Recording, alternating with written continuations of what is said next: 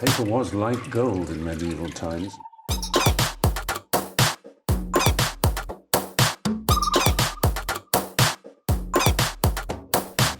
Oh, not tobacco, sugar. That everything we thought we knew about the world might turn out to be completely wrong. The gentleman said, "Are you okay?" I said, "No, sir, I'm not. I need to go to the hospital." It was creepy to know that a perfect stranger could get access of such personal information. Hi there, I'm Tom Nachu. Welcome to another episode of Fraud Squad TV. Can you imagine yourself being taken in by a scam artist? Most of us think it's impossible. We're too suspicious. We're too on guard for it to happen to us. Guess what? The millions of people that have been defrauded feel exactly the same way. Fraud affects everyone from all walks of life. It can happen to you because most likely you won't even see it coming. Fraudsters are like chameleons, and they're constantly adapting their scams. Stay tuned for this episode's stories and valuable tips. What percentage of insurance claims are fraudulent? 4%, 10%, 52%, or 87%? According to the National Insurance Crime Bureau, at least 10% of all insurance claims are either inflated or fraudulent. That leaves the industry to pay as much as $30 billion annually in fraudulent claims. That money comes out of our pockets through higher insurance premiums. Throughout this series, we've heard the experts and victims alike tell us, if it's too good to be true, well, then it probably is. Now, this phrase is particularly true in our next story, counterfeit products. You know that expensive watch or designer handbag that you can just pick up for a couple of bucks? Don't believe it. Not unless you're at a garage sale in Beverly Hills. You know, counterfeit products cost American businesses more than $200 billion a year, and American workers 750,000 jobs. Now, this is according to the FBI and the U.S. Bureau of Customs and Border Protection. Unfortunately, in this case, no one knew who the manufacturer was. No matter where I go now, I'm always looking for counterfeit products and stuff like that, and I ask questions now and make them accountable for their actions. Joe Pellegrino of Jacksonville, Florida, wasn't particularly interested in buying any sunglasses that day, but when he saw this popular brand at such a low price, he was tempted, and this temptation nearly cost him his vision. When I went into the gas station, recognized a pair of sunglasses that I wanted to buy. I was paying for gas. The gentleman went ahead and let me take the pair of sunglasses down to try them on. Well, the glasses that were actually the counterfeit ones, although they looked very close to the genuine Oakleys, these were the ones that actually injured Mr. Pellegrino. Same name, same decals, same everything. The only problem is they're just not manufactured the same. When I tried to open them a little bit, it kind of like slingshotted into my eye.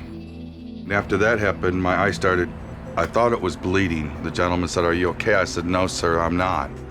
I need to go to the hospital." The doctor said that I had a corneal abrasion. When I knew that this was probably going to turn into a little bit more than just a poke in the eye, went in to retrieve the evidence, and he had them back on the shelf after they just poked me in the eye. The people that are selling these products don't really want to know where they come from. They just don't want to know where that person got them from. And they're going to sell them as what they are and just, wash his hands of everything that was before him. My eyes would be welded shut in the morning when I would wake up, physically pry them open. You never know what you're being sold. As simple as a pair of sunglasses, you could lose an eye. You never would think that by going in and paying for gas. Counterfeiters are not paying any taxes. They're not abiding by the laws and putting forth safe products, as a result of which the counterfeiters are detrimentally affecting the reputation and the goodwill built up by companies that have worked very hard to have a good reputation. You're actually supporting organized crime, you're supporting terrorist financing, and the same counterfeiters that are bringing in the Gucci and Louis Vuitton bags very often are shipping in that same shipment the counterfeit pharmaceuticals, the counterfeit electrical products, and the counterfeit toys that have hazardous materials on them. Nowadays, it's a growing problem. So products that we've seen that are counterfeit now apply almost to anything that's produced in this global marketplace. And what we found is because copper is such an expensive commodity, the counterfeiters put in more insulation and less copper. So you see this smaller gauge wire, which causes overheating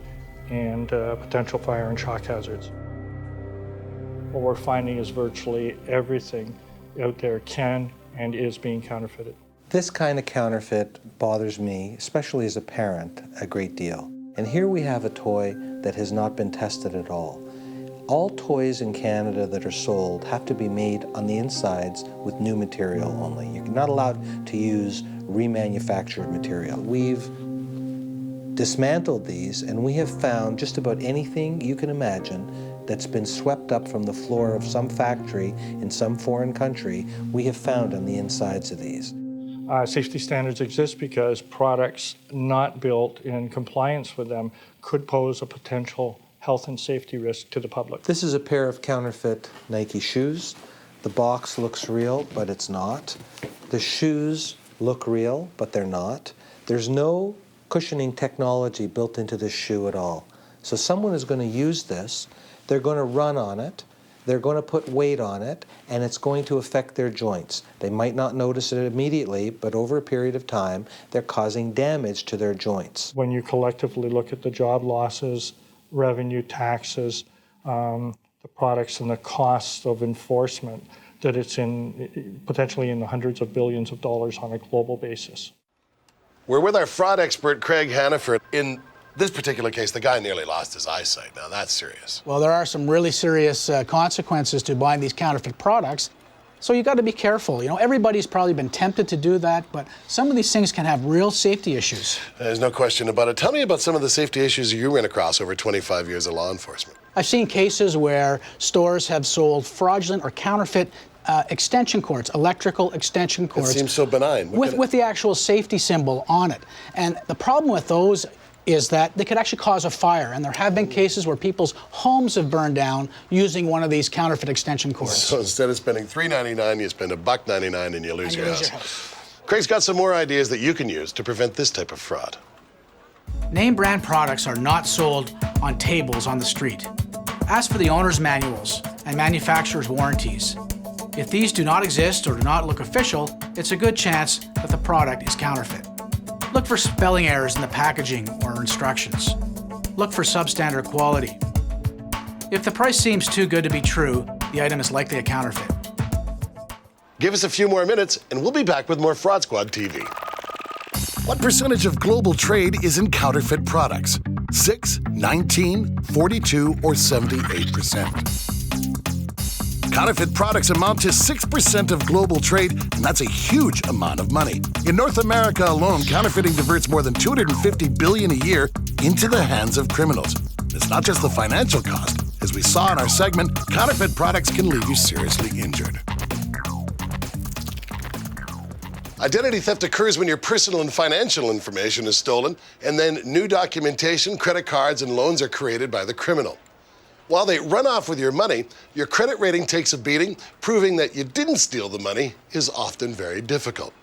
Now, according to the Federal Trade Commission, identity theft is the most reported fraud in America, representing 42% of all fraud-related crime. My name is Alina Litchfield. I'm 27 years old, and I was a victim of identity theft. Nothing makes me happier than to find out that a bunch of them are sitting around the local jail comparing notes about how I caught them. But it all started with my cell phone. Got a text message one day from T-Mobile thanking me for adding an additional line onto my credit. Then I got to thinking about that and started getting paranoid, and I checked my credit, and it was just a nightmare. I call it my big black book. My credit rating should have been at about 800. This is the impact on my scores. It starts out high. It starts going down to moderate and then to low. However, low has a whole nother page because they weren't done yet, so they just kept on going. Overall, everything totaled up together was just over $8,000. This discovery led the local police to involve Barbara Glass, a specialist in identity theft crimes for the Portland Police. We began a follow-up investigation that involved contacting the Postal Service investigators. Somebody was what they call mailboxing, so stealing things from people's mailboxes, unlocked mailboxes. Mail had been not only redirected, but electrical bills, gas bills, those sorts of things were being changed into these victims' names, but to pay for these criminals' services at their house. I know that they had my address, and you know, when it's late at night, sometimes I'd be at home by myself. I was scared, yeah, because I don't know these people. I don't know who they know. I don't know what they're capable of. Identity theft is taken very seriously in Portland, and quite often, the local police and Special Emergency Response Team, or CERT, will raid the house of a suspect to execute a warrant. Now, in this exclusive footage, Fraud Squad TV was invited to attend one such ID theft raid. Could be some really unattractive, somewhat naked people in handcuffs. It's about 4:20 in the morning, and we are the search team. I don't think that they're expecting any guns, but anything is possible. Every time there's a surprise, though, there's going to be something that's going to be entertaining. Sitting, waiting for it to happen, we hear the machinery coming down the street. It's like,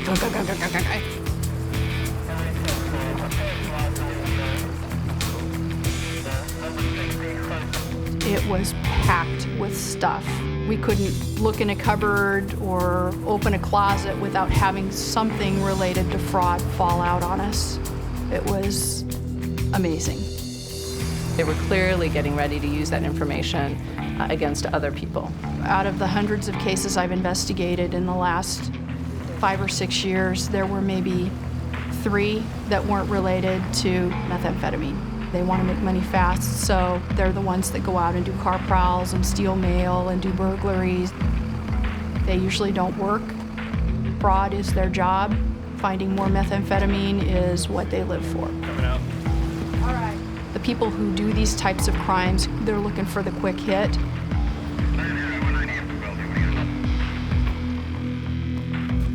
We found reams and reams of papers that had handwritten notes. We call them profiles, containing victim information, victims' names, dates of birth, addresses. What they had done, what they hadn't done, what they had used, what they hadn't used. Oh my goodness. La, la, la, la, la. Actually, paperwork of other fraudsters I know. Are we all done? We also found computers, printers, monitors. And this was a higher level of identity thief that we normally see. You gotta take us to jail. We're looking for identity theft and computer software. I don't know anything about computers. I know. Angel Thompson was denying involvement in any of the fraud or identity theft that was going on. And she was pointing the finger back at her mother, saying she's doing it all. She's the one who's responsible. I was aware of it, but I wasn't part of it. And it was not 2 seconds later, we opened a closet up, found a backpack that she identified as hers. And when we opened it, all of these notebooks with handwritten profiles that had other people's names and dates of birth and all their personal and financial information handwritten out over and over and over again. How can you continue denying that you're not part of it? And it was at that point that she decided that she didn't want to be nice anymore. After raiding the suspect's home, Officer Glass and her team found extensive evidence linking the residents of the apartment to identity material relating to Elena Litchfield.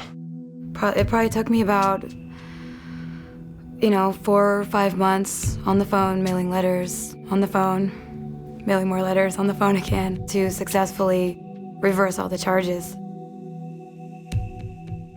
And now it was time for the district attorney's office to prepare their case against the women they began to refer to as the Thompson twins. But after examining the evidence they collected, they soon learned that Elena wasn't the only victim. I think we counted, there may have been upwards of over 100 victims. The mother in the particular case agreed to a sentence of 75 months in prison and to pay restitution to the victims. The daughter is serving 45 months in prison and has also agreed to the restitution.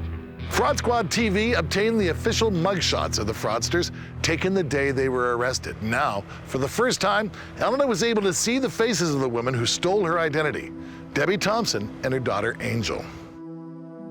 Oh, I've been waiting like a year to see what these women look like, and finally I get to see who did this to me. And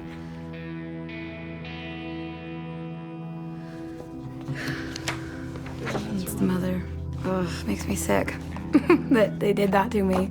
You may have gotten away with it up to this point. You may get away with it for a little while longer, but eventually it will all catch up with you. Somebody will put it together. They'll figure out what you're doing. They'll figure out where you're at, and they'll come get you. They are going to pay a hefty price.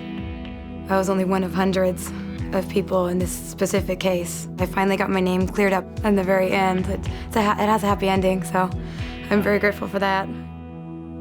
We're here once again with Craig Hanna for 25 years of law enforcement. It's been 25 years since I've known about a shredder. Now they're about $25. Maybe I should get one. Well, you know what? I think everybody should have one, and everybody should make a point of shredding all their personal information before it goes into the trash. Now, in this particular case, there is a retribution. Somebody got caught. That's a good thing. But you know there's some fraudsters out there with the information that they already got your numbers. They just haven't used them yet. What can I do then? Well, that's a really good point. Sometimes these fraudsters will steal your personal information, but they may not use it for 6 months or for a year. That's why it's imperative for you to check your credit on a regular basis to make sure nobody is abusing your good name. And you can do that right on the web, right? Absolutely. Craig's got a few more tips that might just come in helpful for you.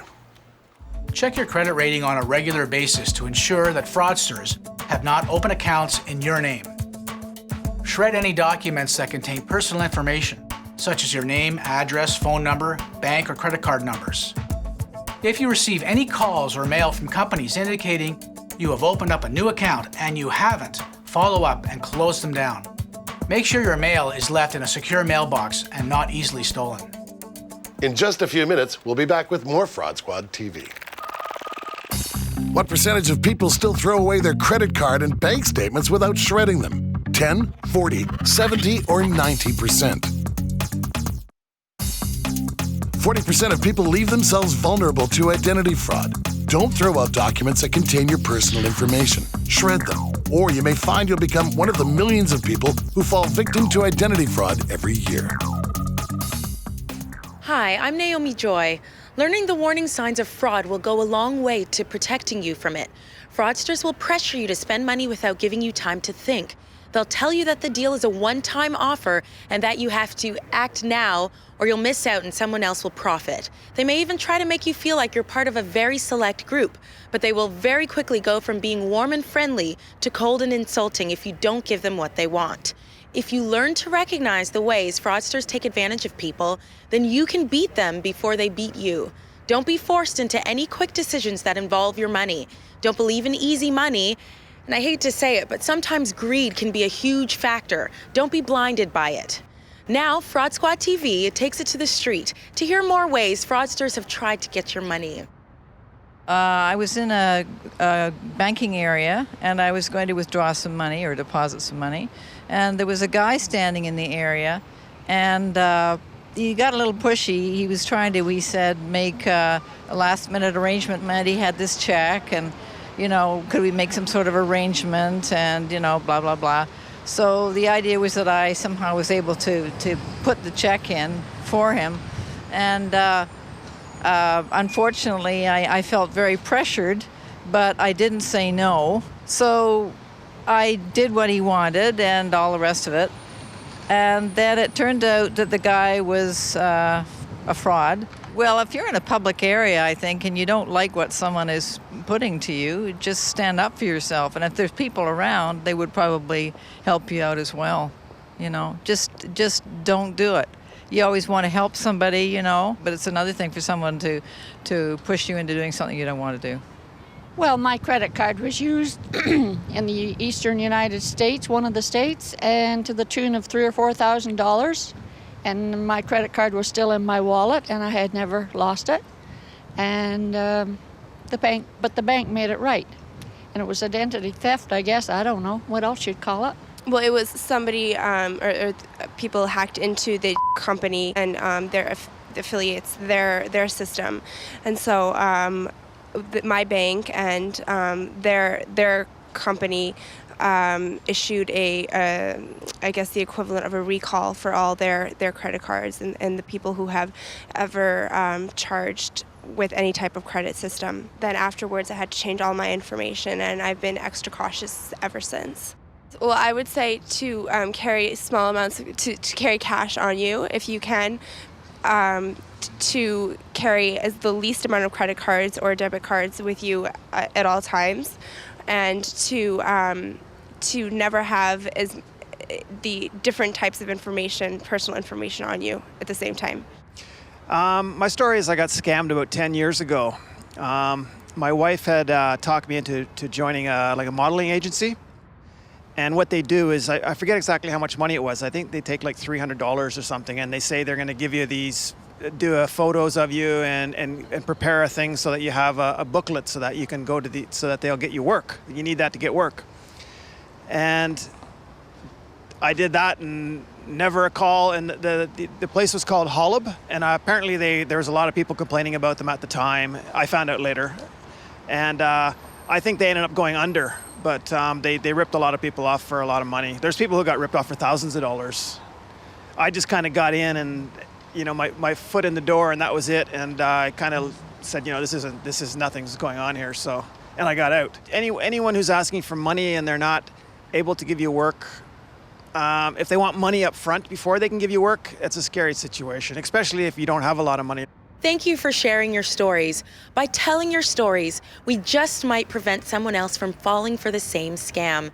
If you want to learn more about protecting yourself from fraud, or if you have a story to share, visit our website at fraudsquadtv.com. Let's fight fraud together. Isn't it amazing how quickly a half hour passes on Fraud Squad TV? There's a veritable treasure trove of information on fraud at our website, fraudsquadtv.com. We'd love to have you there because remember, we're all in this fighting fraud together.